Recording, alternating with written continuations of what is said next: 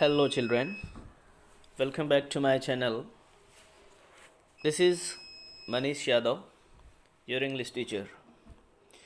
This video is very helpful for the students of class 11th. In this video, I will cover the remaining portion of the chapter A Silk Road.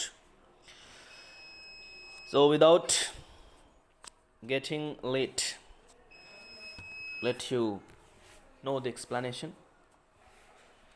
I checked my watch again as we continued to climb in the bright sunshine.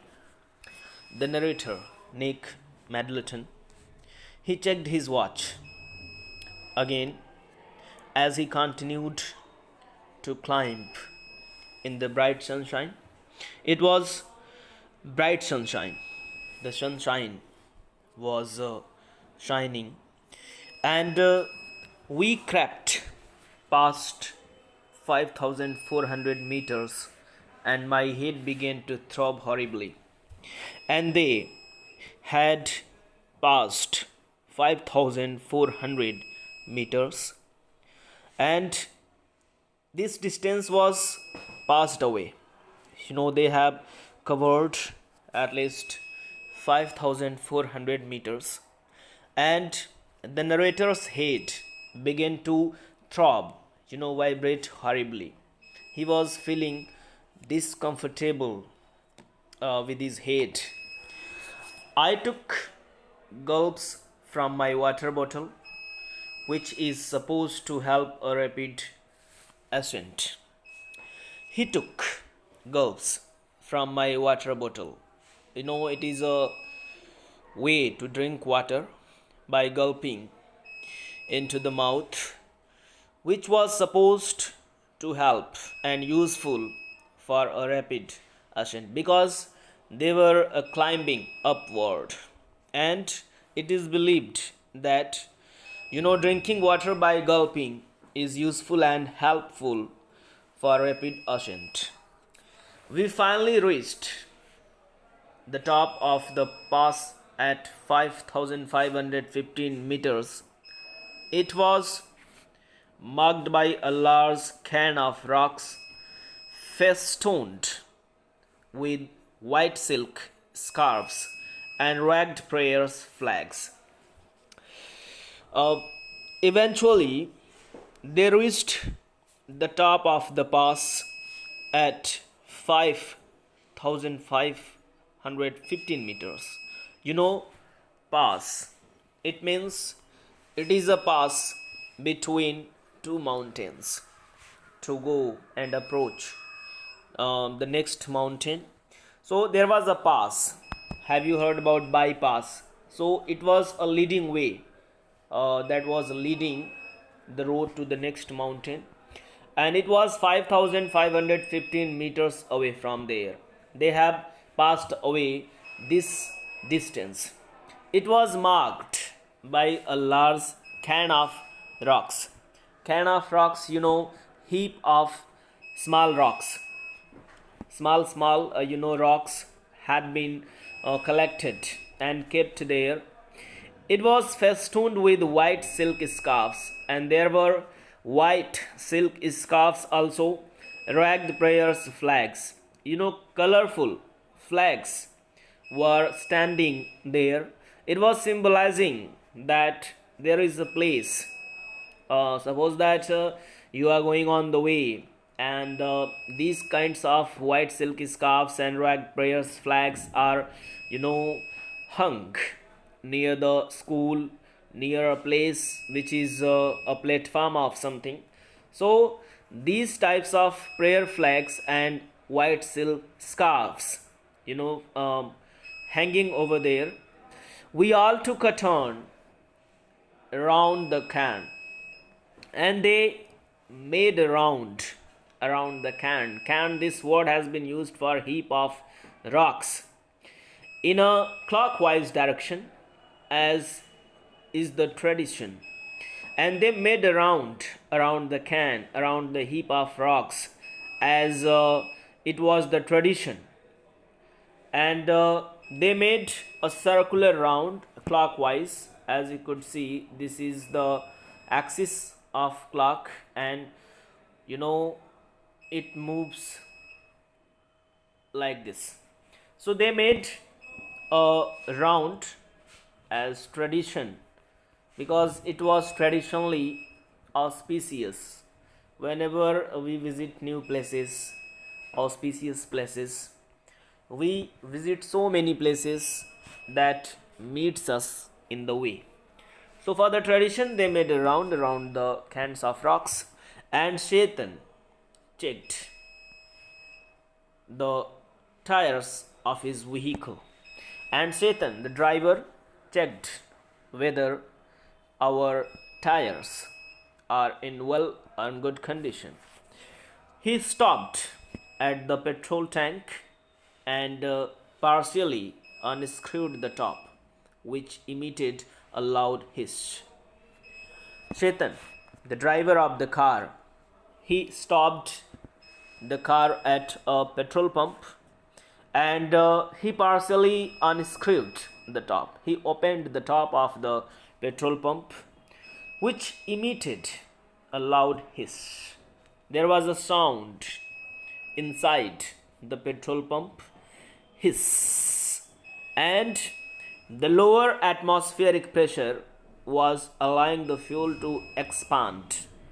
And due to lower atmospheric pressure, the amount of fuel was expanding. It was, increasing. And it sounded dangerous to me. And the narrator was afraid of that sound, because he did not listen and hear that type of sound from the fuel tank. Maybe, sir, Shaitan laughed, but no smoking. Shaitan says that it seems that tank is smoking, because it was, making a sound. A sound was bursting out from the petrol tank. Shaitan says, by laughing, but no smoking. It seems it is smoking. My headache soon cleared as we carried down the other side of the pass. Yeah. My headache soon cleared as we carried down the other side of the pass. The narrator's head, it was feeling relief as they were coming downwards.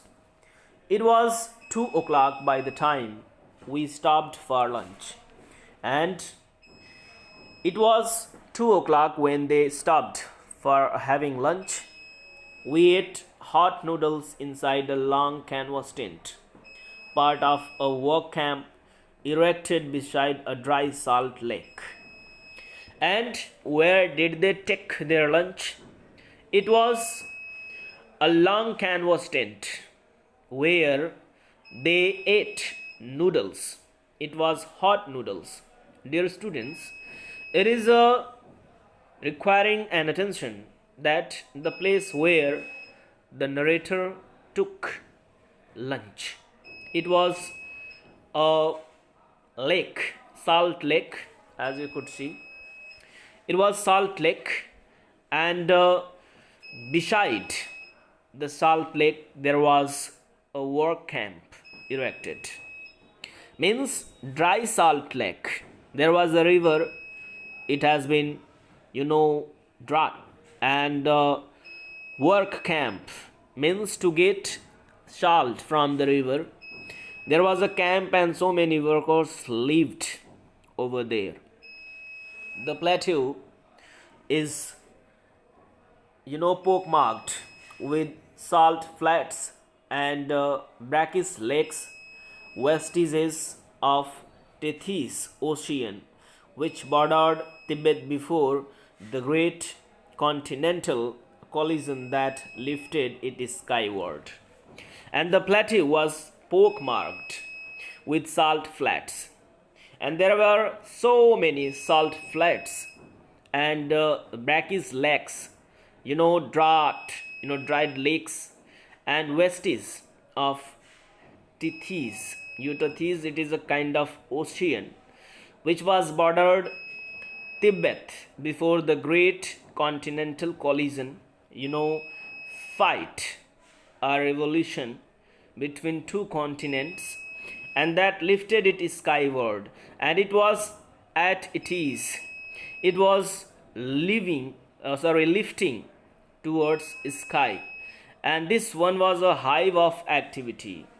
Men with picks and shovels, uh, trudging back and forth in their long sheepskin coats and salt encrusted boots. And this one was a hive of activity, and there were so many people working. They were doing their activities, and men with picks and shovels, spades, small and wide spades, which is an instrument to dig and trug, as well as they were trudging back and forth in their long sheepskin coats. And these people were wearing long sheepskin coats and salt encrusted boots, and their boots were encrusted or covered pasted boots, and all wore sunglasses against the glare as a steady stream of blue trucks emerged from the blindingly white lake laden with piles of salt. And they all the people and workers of the company, they were wearing sunglasses against the glare as the steady stream of blue trucks. And there were a row of so many trucks moving on the track and emerged from the blindingly white lake laden with piles of salt. And there was a great piles, heaps of salt was loaded on every trucks. By late afternoon, we had reached the small town of Hor, back on the managed west highway that followed the old trade. What happens next? Let me scroll down. By late afternoon, the narrator Anik Madleton and Chetan, they reached the small town of Hor. Hor, it is the place back on the main east west highway that followed the old trade route from Lhasa to Kashmir. And this place was situated on the route which was laying from Lhasa to Kashmir. Daniel, who was returning to Lhasa, Daniel was returning, he was coming back to Lhasa, found a ride in a truck, so Chetan and I bade him farewell outside the tire repair shop. And Daniel, he left. Okay. And he was returning to Lhasa and found a ride in a truck, so Chetan and I bade him farewell. He was coming back to Lhasa and he found a medium. He sat in a truck and went to Lhasa, and we bade him farewell.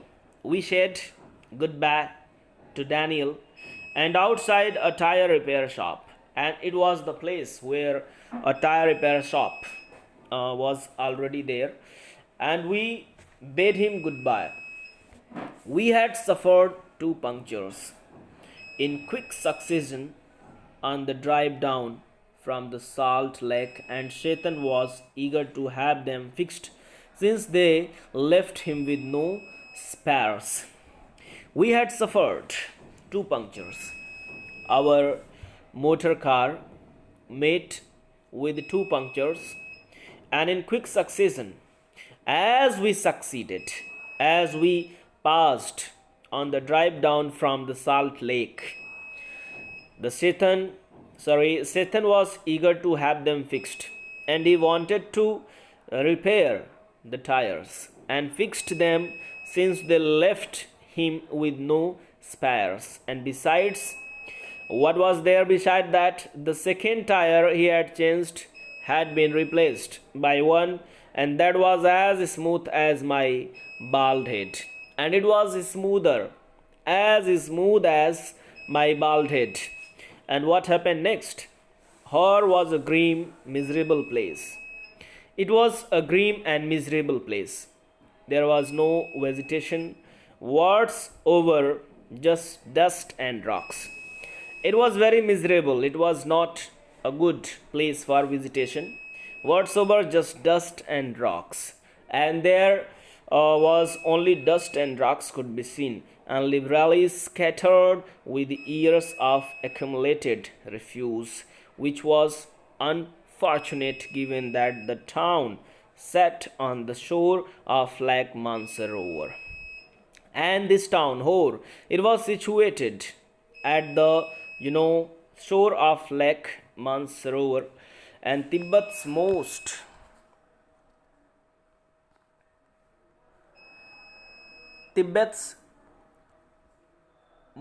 venerated stretch of water. Let me erase the underlines at first.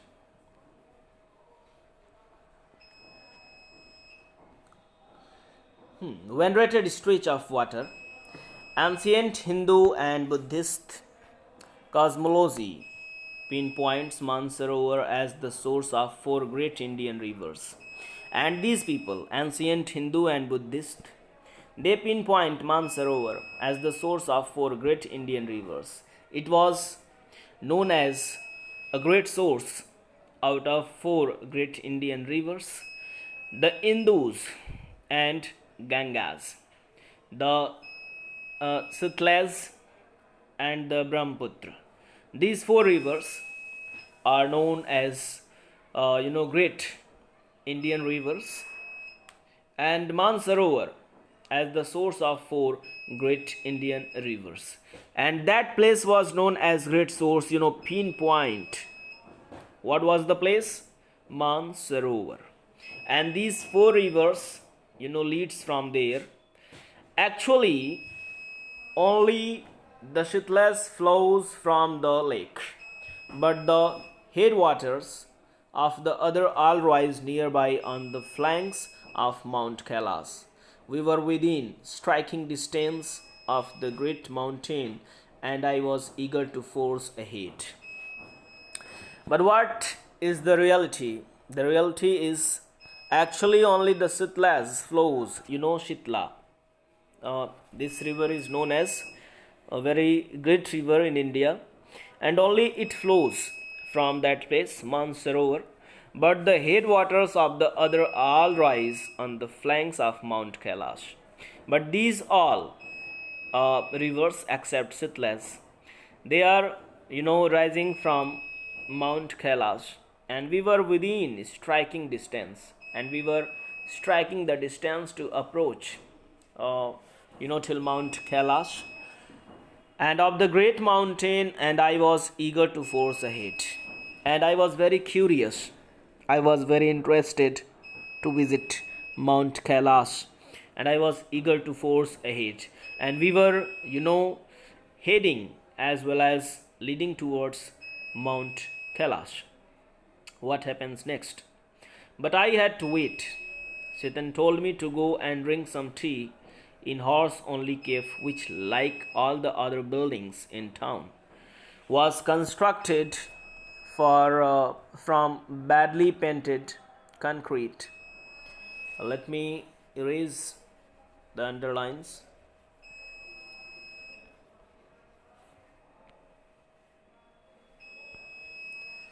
But I had to wait. Satan suggested me to wait for some time, and he also suggested me to drink some tea in horse only cave.